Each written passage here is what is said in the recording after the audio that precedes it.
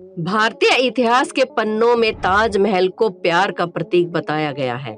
कहा जाता है कि शाहजहां ने ताजमहल को अपनी पत्नी मुमताज की याद में बनवाया था, क्योंकि वो अपनी पत्नी से बहुत प्यार करते थे जिसकी मौत हो गई थी। लेकिन कुछ इतिहासकार इन सभी तथ्यों को गलत बताते हैं। उनका मानना है कि ताजमहल के निर्माण को लेकर इतिहास में गलत बातें लिखी गई हैं और ताजमहल को शाहजहां ने नहीं बनवाया था, बल्कि ये पहले से ही एक बना हुआ मंदिर था जिसे इस्लामिक रूप दिया गया। प्रसिद्ध शोधकर्ता और इतिहासकार पुरुषोत्तम नागेश ओक ने अपनी शोधपूर्ण पुस्तक के तथ्यों के आधार पर ताजमहल के इस रहस्य से पर्दा उठाया। आइए जानते हैं ताजमहल के अविश्वसनीय रहस्यों के बारे में, लेकिन उससे पहले हमारे चैनल अनोखी दुनिया को सब्सक्राइब करके बेल आइकन को जरूर प्रेस कर लें। इतिहासकार पुरुषोत्तम नागेश ओक ने ताजमहल के निर्माण को लेकर अपनी पुस्तक में लिखा कि शाहजहां ने ताजमहल में लूटी हुई दौलत छुपाई थी, इसलिए ताजमहल को कब्र के तौर पर प्रचलित किया गया। उनके मुताबिक अगर ताजमहल मुमताज को दफनाने के लिए बनाया गया होता तो उसे शाही ठाठ के साथ किस दिन दफनाया गया था उसका उल्लेख भी इतिहास के पन्नों पर जरूर लिखा होता, लेकिन मुमताज को कब और किस दिन दफनाया गया उसका उल्लेख कहीं नहीं पाया गया है। शोध के मुताबिक माना जाता है कि शाहजहां ने मुमताज को दफनाने के बहाने आमेर के राजा जय सिंह पर दबाव डालकर उनके महल यानी कि ताजमहल पर कब्जा कर लिया और खजाना हड़प कर सबसे निचले माले में छुपा दिया। माना जाता है कि वो खजाना आज भी ज्यों का त्यों वहीं पर पड़ा है। ओक के मुताबिक शाहजहां के लिए मुमताज कोई मायने नहीं रखती थी और न ही शाहजहां के जीवन में उसका कोई खास योगदान था, बल्कि शाहजहां के महल में हजारों सुंदर स्त्रियां थी, तो वो एक किसी पत्नी की मौत का हिसाब क्यों रखेगा। एक तथ्य ये भी है कि शाहजहां ने मुमताज के जीते जी कोई महल नहीं बनवाया तो उसके मरने के बाद ताजमहल जैसी भव्य इमारत क्यों बनवाएगा। मुमताज की मौत 1631 में बुरहानपुर के बुरहा महल में हुई और उन्हें वहीं पर दफना दिया गया, लेकिन उसके 6 महीने के बाद राजकुमार शाह सूजा की निगरानी में मुमताज का शरीर आगरा लाया गया। आगरा के दक्षिण में मुमताज का शरीर अस्थायी तौर पर दफन किया गया और कुछ समय के बाद आखिरकार उसे ताजमहल में दफना दिया गया।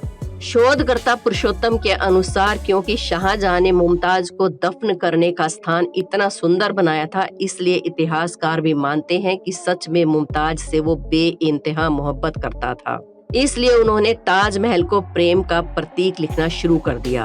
आपको ये जानकर हैरानी होगी कि शाहजहां के बादशाह बनने के करीब 2.5-3 साल बाद मुमताज की मौत हुई थी। इतिहास में उन दोनों के प्रेम के बारे में कोई उल्लेख नहीं है। सच तो ये है कि शाहजहां और मुमताज के प्रेम को लेकर अंग्रेजी शासनकाल में इतिहासकारों ने मनगढ़ंत कल्पना की, जिन्हें भारतीय इतिहासकारों ने विस्तार में लिख दिया। शोध के मुताबिक ताजमहल परिसर में अतिथि गृह, पहरेदारों के लिए कक्ष और पशुशाला भी है। लेकिन सवाल ये उठता है कि मृतक इंसान के लिए इन सब चीजों को बनाने की क्या जरूरत थी। इतिहासकार पुरुषोत्तम ओक ने सबूतों के आधार पर अपनी किताब में ताजमहल के हिंदू मंदिर होने का दावा किया है।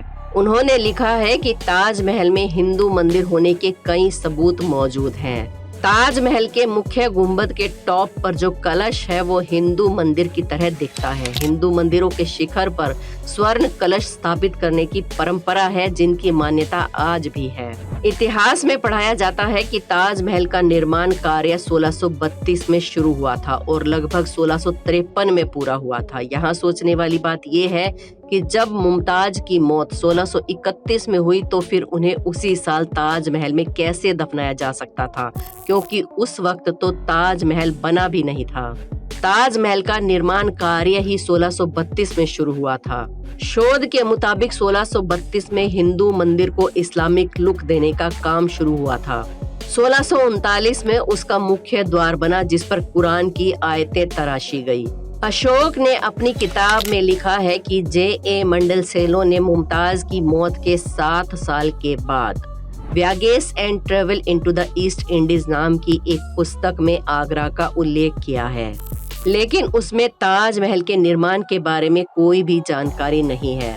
अगर सच में 20,000 मजदूर 22 साल तक ताजमहल का निर्माण करते तो मंडन सेलो अपने संस्मरण में इस विशाल कार्य का उल्लेख जरूर करते।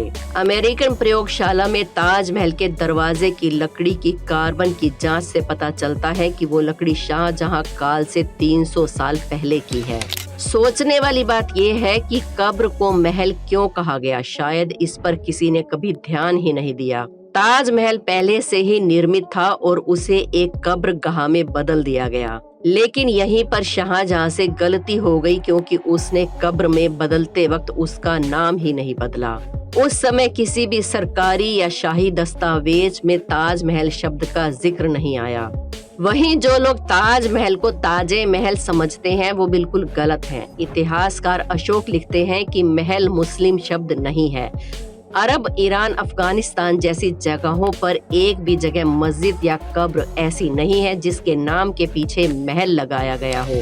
ये मिथ भी बिल्कुल गलत है कि मुमताज के नाम पर ताजमहल का नाम पड़ा, क्योंकि मुमताज का नाम अर्जुनमंद बानो बेगम था। इसलिए ये सोचना कि ताजमहल का नाम मुमताज के नाम पर रखा गया बिल्कुल मजाक जैसी बात है।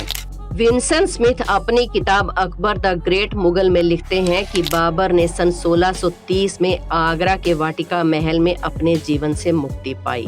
वाटिका महल कोई और महल नहीं बल्कि ताजमहल ही था। ये इतना बड़ा और भव्य था, उसके जैसा कोई दूसरा महल भारत में नहीं था।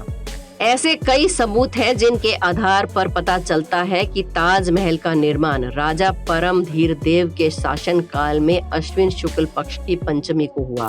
ताजमहल आज से कई गुना बड़ा था। इसके 3 गुंबद हुआ करते थे। शोधकर्ताओं का कहना है कि ताजमहल को पहले तेजो महल कहा जाता था। वर्तमान में ताजमहल से 700 चिन्ह ऐसे खोजे गए हैं जो बताते हैं कि वो पहले मंदिर था और बाद में इसे दोबारा बनवाया गया। इसकी कई मीनारें काफी बाद के काल में बनवाई गई। वास्तुकाल और विश्वकर्मा वास्तुशास्त्र में शिवलिंग के तेजलिंग का वर्णन आता है। ताजमहल में तेजलिंग प्रतिष्ठित था, इसलिए तो इसका नाम तेजो महाल्या पड़ा। मुमताज के मकबरे वाले कमरे में ही शिव मंदिर का गर्भगृह था। संगमरमर की जाली पर आज भी 108 कलश चित्रित है और हिंदू परंपरा के मुताबिक 108 की संख्या को पवित्र माना जाता है। माना जाता है कि प्राचीन काल में आगरा को अंगीरा कहा जाता था, क्योंकि ये अंगीरा ऋषि की तपोभूमि थी और अंगीरा ऋषि भगवान शिव के उपासक थे। प्राचीन काल से ही आगरा में 5 शिव मंदिर थे। उन्हीं 5 मंदिरों में से एक मंदिर को बाद में ताजमहल का रूप दिया गया। वहीं जिन संगमरमर के पत्थरों पर कुरान की आयतें लिखी हुई हैं, उनके रंग में पीलापन है, जबकि बाकी पूरा पत्थर अच्छी गुणवत्ता वाला है। ये इस बात का सबूत है कि कुरान की आयत वाले पत्थरों को बाद में लगाया गया। ताजमहल के दक्षिण में एक प्राचीन पशुशाला है जहां तेजो महाल्या की पालतू गायों को बांधा जाता था और मुस्लिम कब्र में गौशाला होना हजम होने वाली बात नहीं है। वहीं ताजमहल के चारों तरफ एक समान 4 प्रवेश द्वार हैं, जो हिंदू भवन निर्माण का तरीका है। इन्हें जंतर भूमि भवन कहा जाता है। ताजमहल में आवाज गूंजने वाला गुंबद है। आपको बता दें कि हिंदू मंदिरों में भी गूंज पैदा करने वाले गुंबद होते हैं। ताजमहल का गुंबद कमल के आकार का बना है और हजारों हिंदू मंदिर कमल की आकृति वाले होते हैं। तो दोस्तों, ये है ताजमहल के निर्माण को लेकर कुछ रहस्यमयी तथ्य। ये तथ्य कितने सही हैं, इनका प्रमाण तो कोई नहीं दे सकता। हालांकि इतिहासकारों के शोध गलत होने के भी कोई प्रमाण नहीं है।